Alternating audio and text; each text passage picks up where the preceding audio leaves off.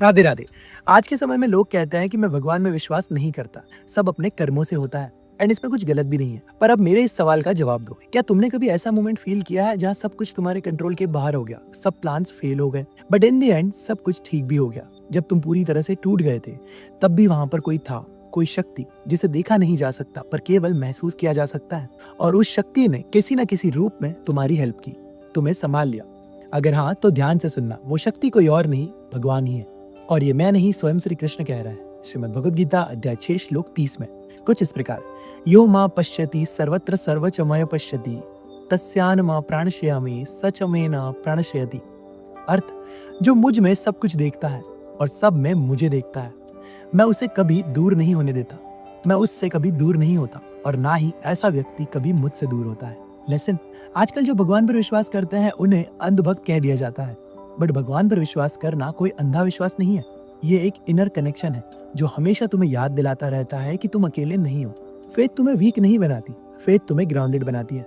जब दुनिया तुम्हारे अगेंस्ट होती है और तुम्हारा भरोसा केवल ठाकुर जी पे होता है, तो तुम कठिन से कठिन समय में भी एक अजीब सी शांति महसूस करते हो, क्योंकि तुम्हें पता है तुम्हारा हाथ किसने पकड़ा हुआ है। अब इस पर साइंस क्या कहती है, चलो समझते हैं। न्यूरो साइंस में इसे न्यूरल सिंक्रोनी कहा जाता है।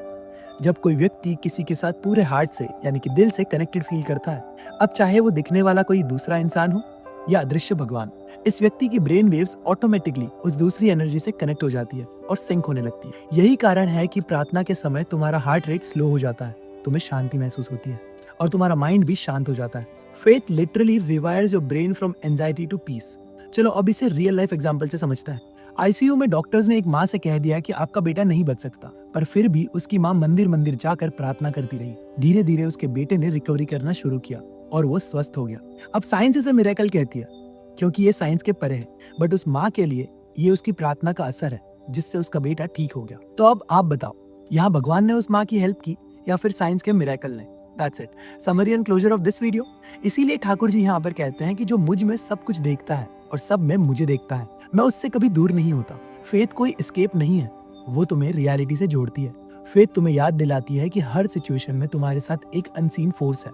वैसे कलयुग में भगवान पे बिलीव करना ओल्ड फैशन हो रहा है। जेन जी या जेन अल्फा कह लो, इन्हें लगता है कि अगर हम भगवान में बिलीव करेंगे तो हमारा मजाक बनेगा, पर ये सच नहीं है, ये गलत है। अगर वीडियो अच्छा लगा तो अपने दोस्त के साथ जरूर शेयर करना जो भगवान में बिलीव नहीं करता।